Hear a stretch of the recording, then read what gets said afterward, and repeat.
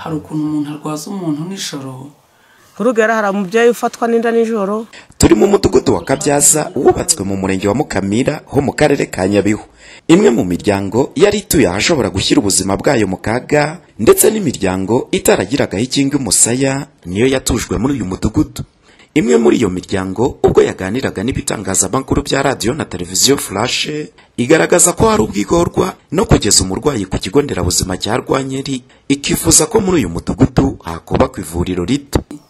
Hari ukuntu umuntu arwaza umuntu nijoro, cyane ko dufite n'ahariya Rwankeri haba n'amarezo makeya, waba udafatishije umuyobozi w'ikigo ushinzwe ambulance ngo ayitwoherereze, ugatega nk'akamoto urwaje umwana nijoro, cyangwa se nk'ababyeyi babyara ugasanga kugira ngo agere ku bitaro nijoro aho indi mufatiye bigoranye. Turagakeneye akavuriro gatoya kajya kadufasha kakatuvurira abana mu gihe gikwiye, uwo ari we wese ukeneye kuba yavurwa ubutabazi bukaboneka. Hano mu Kabyaza kadufasha. Urugero hari umubyeyi ufatwa n'inda nijoro bakabura kuntu bamutwara kubera umuhanda wabaye mubi. Ariko ubundi icyo dukeneye hano ni akavuriro gatoya ko kugira ngo kujya tugoka igihe turwaye tujya kure bitwanguhire, kazana igisubizo kubera yuko nk'ufashwa ako kanya byakwihutira kuhagera, nubwo yaba arembye wenda bakamuha transfer ariko babanje kumufasha mu byihutirwa bya mbere. Naho ubundi kubera ari kure biratugorana kugira noneho n'umuhanda ni mubi kugira ngo tuzabone imodoka iza kuba gutwara tugere ku bitaro bindi biratugora.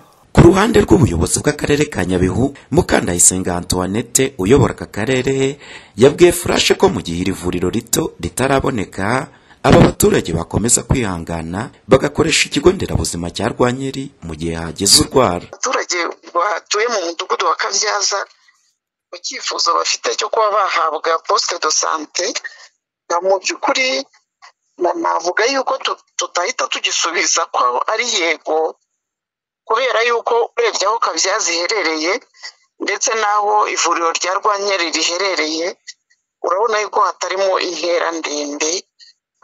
Mu gihe twavuga yuko ryaba ritaraboneka baba bakoresha aho ngaho, ahubwo icyo dukangurira umurwayi cyane muri ubwo buryo mvuze yuko urebye atari kure cyane yaho, ni uko igihe yumvise atameze neza yajya kwivuza hakiri kare kugira ngo wenda hatagira uvuga ngo yagowe no kugerayo kubera yuko yagiye anarembye. Kugeza ubu muri uyu mudugudu wa Kabyaza hatuyemo imiryango irenga 350 yagiye ikurwa mu bice bigiye bitandukanye bigize aka karere. Umuhoza Honore, Flash TV, mu karere ka Nyabihu mu burengerazuba bw'u Rwanda.